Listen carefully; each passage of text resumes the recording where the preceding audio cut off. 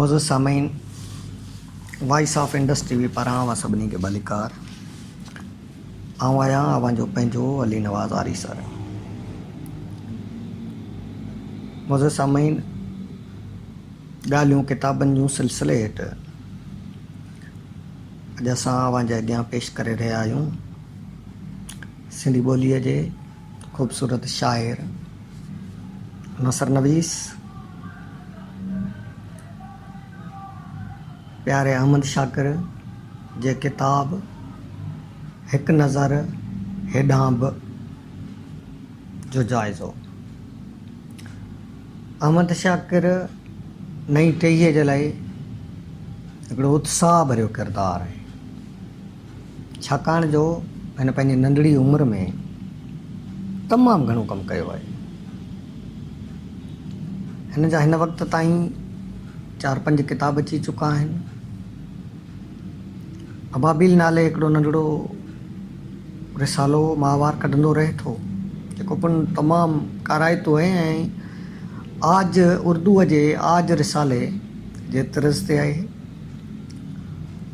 उनखां अलावा हू रोलाक आहे, हू रोलाकियूं करे थो, हू रुले थो,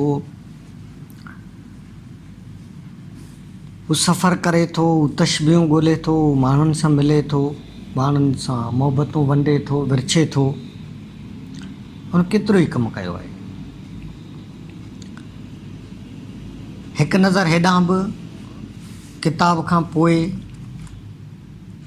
लॉकडाउन वारे विथीअ में हिन पंहिंजे दोस्तनि ॾांहुं तवील ख़त लिखिया ऐं उन्हनि ख़तनि खे पूर विछो पाछा जे नाले सां किताबी सूरत में छपाए चुकियो आहे।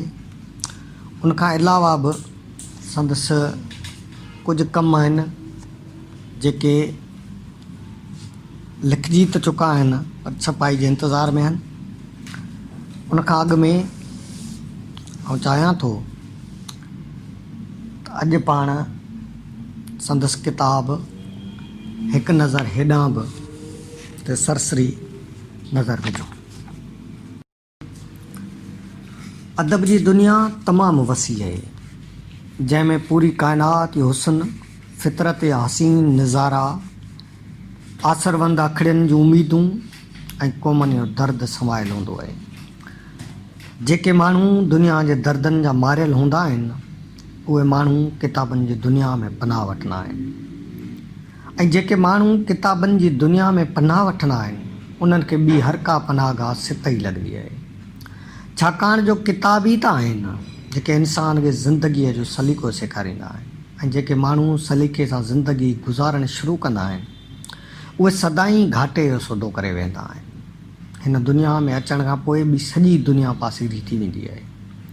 इन करे जो सचो तख़लीक़कार हमेशह अकेलो ई रहिजी वेंदो आहे, पर हुन जूं तख़लीक़ूं सॼी दुनिया जे लाइ राहूं हमवार कंदियूं आहिनि। असांजो दोस्त अहमद शाकिर अहिड़ी दुनिया जो हिकु अजीब ऐं चिलविलो कलमकार आहे। हिन जॾहिं बि कलम हथ में खणी लिखियो आहे त हिकिड़ी अहिड़ी दुनिया खे जनमु ॾिनो आहे जेका ॿियनि सभिनी खां निराली ऐं मुनफ़िरद आहे। हिन जे हर लिखणीअ में सिंध जो इश्क़ आहे, हिन जे हर सिट में मिटीअ जी महानता आहे, हिन जो हर जुमिलो ज़हन खे झंझोड़ींदड़ आहे। संदसि किताब हिकु नज़र हेॾां बि जॾहिं मूं पढ़ियो आहे त दिलि चए थी ॿीहर पढ़िजे, बार बार पढ़िजे, ऐं हिन किताब जे हर लफ़्ज़ खे हीअं में हंडाइजे।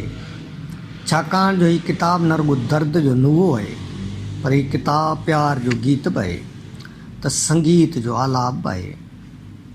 हिन किताब में कुल 40 मज़मून आहिनि, जिन में ख़त, किताबनि जा अभ्यास, शख़्सियतूं, जीवन खाका, हिकु सफ़रनामो ऐं हिकु इंटरव्यू शामिल आहिनि।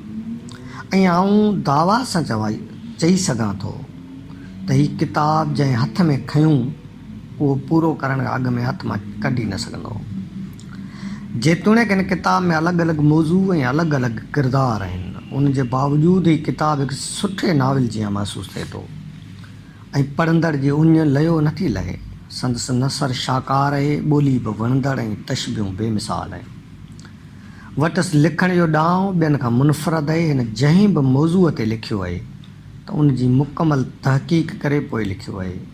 ऐं शख़्सियतनि जे जीवन में झाती पाइण महिल हिन केतिरा ई सवाल पिणु उथारिया आहिनि जिन जा जवाब शायदि असां मां कंहिं वटि बि न हुजनि। हिते आउं संदसि कुझु लिखणनि जो जाइज़ो पेश करियां थो। हशू केवल रामाणी ते लिखंदे हू जंहिं दर्द जी किरब मां गुज़रे थो उहो दर्द संदसि लिखणीअ मां पढ़ी सघिजे थो। छाकाणि जो हशू सिंध जो उहो ज़हीन इंसान हो जंहिंखां जॾहिं वतन छॾायो वियो हो त हू टुटी भुरी भोर थी वियो हो। ऐं हशू जॾहिं हिंदुस्तान जी सरज़मीन ते पेर रखिया हुआ त सभिनी खां अॻु में हिन उते इहो ऐलान कयो हो त सिंध में हिकिड़ो अहिड़ो माण्हू आहे जेको पाण सभिनी जी जलावतनी ख़तमु कराए पाण खे वापसि मातृभूमीअ वठी वेंदो। ऐं उहो माण्हू आहे GM सैयद। उन ई आस में जीअंदे हिकु ॾींहुं विञाइजी थो वञे ऐं सिंध जी मिटी खेसि सारींदी रहिजी थी वञे। उन दर्द भरी आमद जो कलम हीअं थो भरे ऐं काश हशूअ जी निजी ज़िंदगीअ ते सरला गुल मीना ऐं निना जा वीचार कंहिं कोरे कागर ते क़ैद करे त हशूअ जी हस्तीअ जो हर हिकु ख़ासि तौर ते निजी ज़िंदगीअ जो वर्क चिटो पिटो थी पए। हीअ खाको लिखण महिल आमद केतिरनि किताबनि मां मदद वरिती आहे ऐं उन्हनि किताबनि जी बि ओख डोक कई आहे त उन्हनि खां हशूअ जो कहिड़ो पासो अणपूरो रहिजी वियो आहे।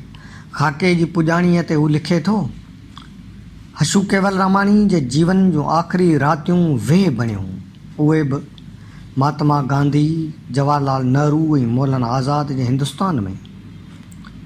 उहो असांजो ॾोरापो उन्हनि अज़ीम इंसाननि ॾांहुं पिणु आहे त अव्हां जे हिंदुस्तान में शाह अब्दुल लतीफ़ भिटाई महाराजा डायर ऐं साईं GM सैयद जे सिंध जो सपूत गुम थी वियो ऐं अव्हां जे पोयरनि उन मामले ते को बि तहरीक कोन वरितो छो। अहमद जी इहा मयार असां ते बि ठहे थी छाकाणि जो हशू इन सिंध जो इश्क़ हो ऐं उहो इश्क़ असां खां ईअं विञाइजी वियो जो असां उन जा पेरा बि न खयां। साईं GM सैयद ते लिखंदे अहमद केॾो ख़ुशि ख़ुशि पियो लॻे पंहिंजी लिखणीअ में। उहो पल उहो वक़्तु उहो वेलो केॾो न सभाॻो चइबो।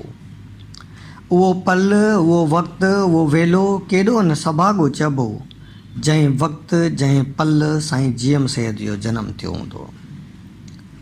अब्दुल वाहिद आरीसर ते लिखंदे हुन जिन लफ़्ज़नि जी चूंड कई आहे उहे हूबहू आरीसर ऐं नसर जहिड़ा था लॻनि। हू रुगो लफ़्ज़नि जी जादूगरी कोन कंदो हो, हू रुगो ॻाल्हियुनि जूं ॻंढियूं खोले डिघियूं डिघियूं तक़रीरूं कोन कंदो हो, हू रुगो अटकलनि या चालबाज़नि सां नौजवाननि खे क़ौमी काफ़िले में शामिलु कोन कंदो हो। हक़ीक़त हीअ आहे त हिन जूं सिंध सां कुर्बतूं मोहबतूं ऐं आला आदर्श ई हुआ जो नौजवाननि खे शौक़ शहादत इश्क़ सैयद मोहबत सिंध लाइ छिके ईंदा हुआ। उहे आला आदर्श सिंध जी ख़ुशहालीअ जा हुआ। अहमद जॾहिं सिंध जे शहीदनि ते लिखे थो त संदसि सीनूं वेकिरो थियल ॾिसिजे थो, अखियुनि में ॾिया झलकंदे महसूसु थिए थी। हीअ अहिड़ो बहादुर ॾिसिजे थो ॼण त हू पाण उन्हनि शहीदनि जी लिस्ट में सभिनी खां अॻियां सीनूं साहे बीठो हुजे।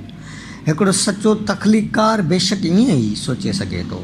तारीख़ में राइफ़ल जी गोली कॾहिं बि वक़्त जे आवाज़ खे मात कान ॾेई सघी आहे, छो जो उहो आवाज़ तॾहिं थो बुलंद थिए जॾहिं वक़्त जी तक़ाज़ा हुजे थी, जॾहिं रत सत जी ज़रूरत हुजे थी, जॾहिं त नौजवान सदाईं पिरीअ खे गुल आछण लाइ वजह तलाश कंदो रहंदो आहे। पर जॾहिं धरतीअ जे इश्क़ जो टांडो मन में उला कढणु शुरू थो करे तॾहिं नौजवान धरतीअ तां जान क़ुर्बान करण लाइ पतंग बणिजी उन में काहे पवंदा आहिनि। अली बाबा जेको सिंध जो ॿियो हशू हो जंहिंसां बि उहा साॻी वेदन कई वई जेका हशूअ सां हिंदुस्तान में थी हुई, ऐं हशू ऐं अली बाबा जहिड़ा ॿिया केतिरा ई किरदार उन साॻी दरबदरीअ में घारे रहिया आहिनि। अली बाबा रुगो हिकिड़ो नाविल मोहन जो दड़ो लिखी ख़ामोश थी वेही रहिया तॾहिं बि हू सिंध जी तारीख़ जो अमर किरदारु बणियलु हुजे हा। पर हिन त सिंध जे नक्शे जेतिरो पोरियो कयो हो। अहमद जे लफ़्ज़नि में अलीअ खे परखण जी ज़रूरत आहे। अहमद लिखे थो, हिकिड़ा माण्हू तारीख़ ठाहींदड़ हूंदा आहिनि त हिकिड़ा वरी तारीख़ जो हिसो थींदा आहिनि त हिकिड़ा वरी तारीख़ साज़ बि थींदा आहिनि। अली बाबा तारीख़ ठाहींदड़ बि आहे त तारीख़ जो हिसो बि आहे त तारीख़ साज़ बि आहे। मोहन कल्पना ते लिखे थो, मोहन खे मूं जॾहिं बि पढ़ियो आहे त ईअं लॻो त उहो हिकु ई वक़्तु देश भगत बि आहे, सियासतदान बि आहे, त हिकु बेबाक कलमकार बि आहे। अहमद शाकिर जो हीउ किताबु पढ़ंदे किथे त चपनि मां अज़ ख़ुदि वाह वाह निकिरी थी वञे। मिसाल तौरु किशन खटवाणी वारे मज़मून में लिखे थो, नाविल जी काइनात जो कैनवास एतिरो त वसी आहे जंहिंखे कंहिं बि तशबीह में क़ैद नथो करे सघिजे। या वरी अली दोस्त जे लिखणनि जो अभ्यास उन हिकिड़ी सिट में करे थो। अली दोस्त आजिज़ जो अवां नज़म पढ़ो जहिड़ो को वॾु फुड़ो पियो वसे। अली दोस्त आजिज़ जो अवां नज़म पढ़ो जहिड़ो को वॾु फुड़ो पियो वसे, ऐं वरी नसर पढ़ो त जहिड़ो को नदी पई उथलूं खाए। रहमत सुमरे जी शाइरीअ ते ॻाल्हाईंदे लिखे थो, शाइर ख्वाबनि जी दुनिया खां हक़ीक़त जी दुनिया ताईं पंहिंजे माण्हुनि सां गॾु रहंदो आहे। इहा हक़ीक़त बि आहे त शाइर क़ौमनि जा सुंहा हूंदा आहिनि। अहिड़ीअ तरह हिन शाइरी ते बि लिखियो आहे त कहाणियुनि ते बि लिखियो आहे। तोड़े जो हू ख़ुदि शाइर आहे, उनजे बावजूदि हिन हिकु पढ़ंदड़ जी हैसियत सां कहाणियुनि ऐं नावलनि ते भरपूर लिखियो आहे।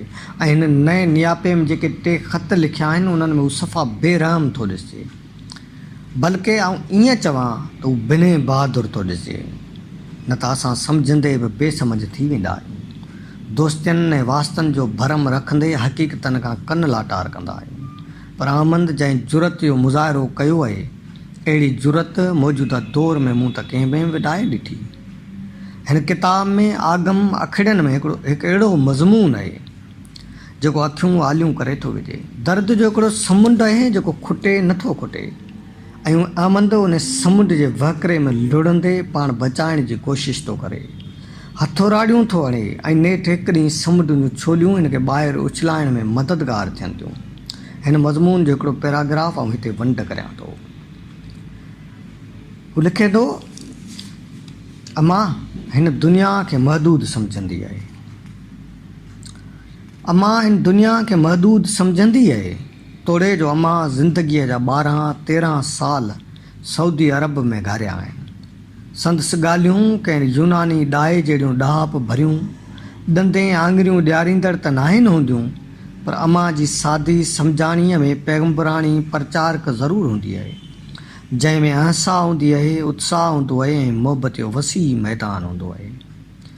केरजीअ जे कच्छ में संदसि सफ़रनामो बि नए डिक्शन ते लिखियलु आहे। हिन में उन हर बुनियादी मालूमात ॾियण जी कोशिशि कई आहे। उतां जे माण्हुनि जी रहणी करणी, उतां जे माण्हुनि जे ॻाल्हाइण जो लहजो, ॾुख, परेशानियूं, ख़ुशियूं सभु हिन सफ़रनामे में क़ैद थियल ॾिसजंदा।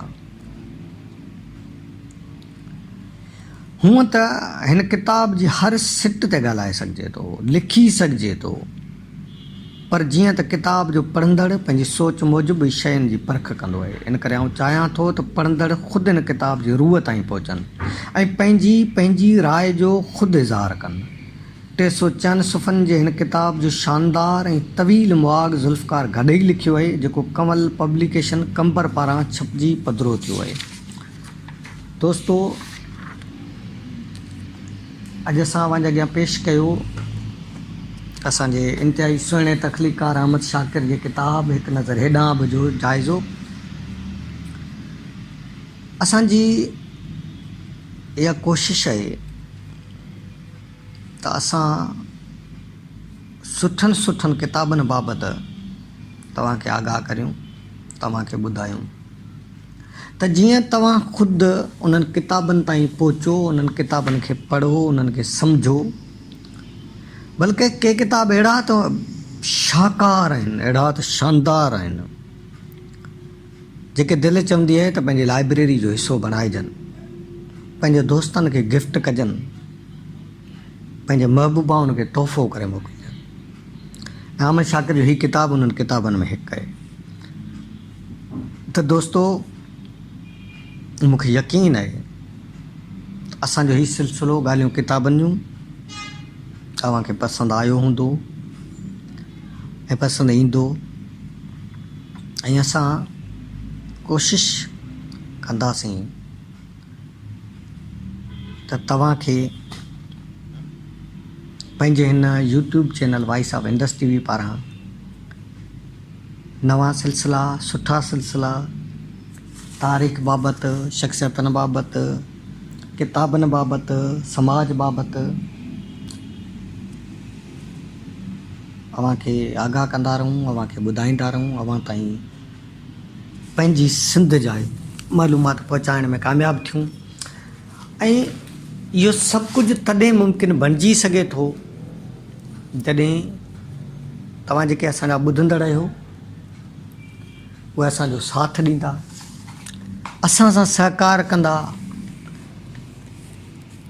तव्हां ॿियो कुझु बि नथा करे सघो त पंहिंजनि इलाइक़नि में जेके तारीख़ी जायूं आहिनि, तारीख़ी माग मकान आहिनि, तारीख़ी इमारतूं आहिनि, तव्हांजे आस पास में को शाइर हूंदो, को आर्टिस्ट हूंदो, को तख़लीक़कार हूंदो, उन्हनि बाबति तव्हां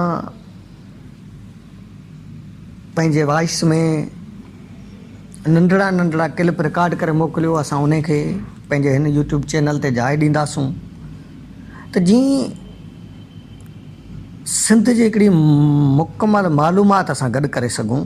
ऐं आऊं ईअं खणी चवां त असां पंहिंजे हिन चैनल ते हिकिड़ी नई सिंध तख़लीक़ करे ॾेखारियूं। त दोस्तो, मूंखे अव्हांजो इंतज़ारु रहंदो, अव्हांजे साथ जो, अव्हांजे सहकार जो। ऐं गॾोगॾु आऊं तव्हां सभिनी सिंध जे साझावंदनि खे गुज़ारिश कंदुसि त असांजे हिन YouTube channel voice of Indus TV खे लाइक करियो, शेयर करियो, सब्सक्राइब करियो ऐं पंहिंजे दोस्तनि खे बि हिन ॾिस में असांजे पारां चओ त उहे हिन चङे कम में असांजा ॿांह ॿेली बणिजनि। ऐं हाणे अवां पंहिंजे मेज़बान, पंहिंजे दोस्त अली नवाज़ आरी सर खे ॾींदा इजाज़त। सिंध सलामत, साथ सलामत।